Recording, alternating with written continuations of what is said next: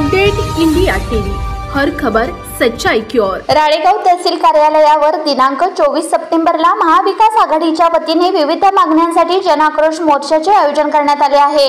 राळेगाव तहसील कार्यालयावर दिनांक 24 सप्टेंबर रोजी मंगळवारी भारतीय राष्ट्रीय काँग्रेस, राष्ट्रवादी काँग्रेस, शरद पवार, शिवसेना, उबाटा पक्षाच्या वतीने राळेगाव तालुक्यातील शेतकरी, शेतमजूर, घरकुल लाभार्थी, लहान मोठे व्यापारी, आदिवासी बांधव तसेच सुशिक्षित बेरोजगारांचा तहसील कार्यालयावर जनआक्रोश मोर्चाचे आयोजन करण्यात आले आहे। जनआक्रोश मोर्चाचे नेतृत्व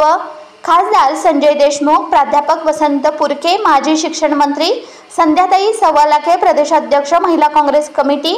प्रफुल्ल भाऊ मानकर, जिल्हाध्यक्ष यवतमाळ जिल्हा काँग्रेस कमिटी प्रवीण देशमुख, राजेंद्र गायकवाड, वर्षाताई निकम, किशोर इंगळे, अरविंद वाढोणकर यांच्या नेतृत्वात तसेच प्रमुख उपस्थितीत मिलिंद इंगोले, नंदकुमार गांधी, रवींद्र शेराम, जानराव गिरी यांच्या उपस्थित जनआक्रोश मोर्चा काढण्यात येणार आहे। तर या जनआक्रोश मोर्चाला राळेगाव तालुक्यातील तसे राळेगाव विधानसभा क्षेत्रातील शेतकरी, शेतमजूर, लहान मोठे व्यापारी, सुशिक्षित बेरोजगार, आदिवासी बांधव व खास करून महिलांनी मोठ्या संख्येने मोर्चात सहभागी व्हावे असे आवाहन राजेंद्र तेलंगे, अध्यक्ष राळेगाव तालुका काँग्रेस कमिटी, दिलीप कनानके, अध्यक्ष राष्ट्रवादी काँग्रेस, शरद पवार, विनोद काकडे, शिवसेना उभाटा, प्रदीप ठुणे, अध्यक्ष राळेगाव शहर काँग्रेस कमिटी, प्रकाश खुडसंगे,